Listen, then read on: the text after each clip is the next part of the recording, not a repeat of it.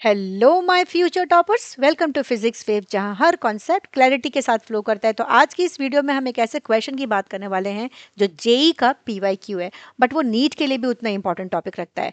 तो उससे पहले एक क्विक रिमाइंडर, अगर अभी तक आपने चैनल को सब्सक्राइब नहीं किया है तो प्लीज़ जल्दी से सब्सक्राइब कर लीजिए ताकि कोई भी इंपॉर्टेंट कॉन्सेप्ट मिस ना हो। Okay, let's start. Two objects of equal masses placed at certain distance from each other attracts each other with a force of F if 1/3 mass of one object is transferred to the other object, then the new force will be, and these are the option, right? तो यहाँ पर हम मान के चलते हैं हमारे पास जो दो बॉडीज हैं उनके पास इक्वल मास, सपोज ये बॉडी ए हो गया और ये बॉडी हमारा बी हो गया, और गिवन है कि दे हैव इक्वल मास। तो यहाँ पर एम है, यहाँ एम है, और इनको डिस्टेंस सेपरेट करते हैं, हम मान के चलते हैं are.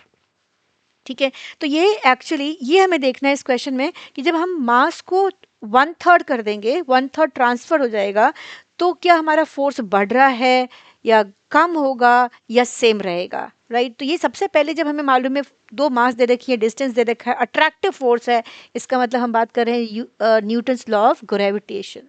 So using Newton's law of gravitation, और ये क्या फॉर्मूला है हमारा न्यूटन्स लॉ ऑफ ग्रेविटेशन का?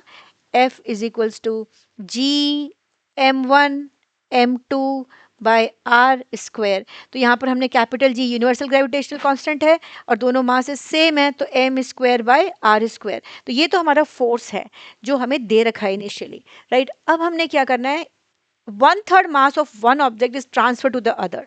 अगर हम मान के चलते हैं, सपोज हमारे पास ये अब नया केस हो गया, हमारे पास ये हमारा ये मास है और ये दूसरा मास है, डिस्टेंस को हम चेंज नहीं कर रहे हैं, ठीक है, लेकिन हम क्या कर रहे हैं, m में से 1/3 m कर रहे हैं, और यहाँ पर कितना हुआ, जब इसको सॉल्व करेंगे तो 3 - 1/3 m मीन्स 2/3 m।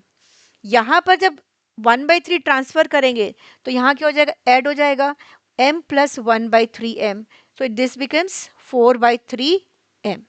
अब हम नया फोर्स के लिए निकाल देते हैं, बॉडीज हमारी वही हैं ए और B, so let us calculate the new force, and this new force will be, this is F dash, so F dash is the same formula, okay, so G into what is m1 here, 2/3 m, ये हमारा m1 हो गया, और ये हमारा m2 हो जाएगा which is 4/3 m।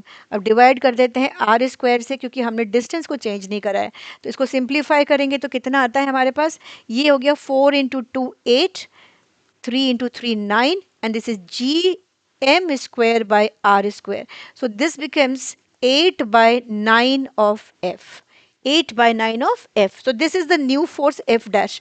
तो इसमें अगर हम ऑप्शन चेक करते हैं तो हमारा ऑप्शन कौन सा हुआ, the C option is the correct option, right?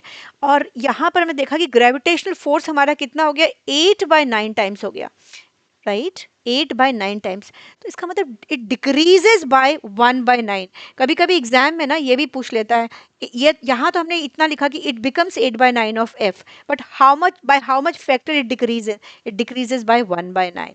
Okay, I think this is clear to everyone. और बहुत ही इंपॉर्टेंट बात, नॉलेज बांटने से ही बढ़ती है, तो अभी अपने दोस्तों के साथ ये वीडियो शेयर करें, और ऐसे ही और अच्छे अच्छे कॉन्सेप्ट्स के लिए फॉलो करें, सब्सक्राइब करें फिजिक्स वेव।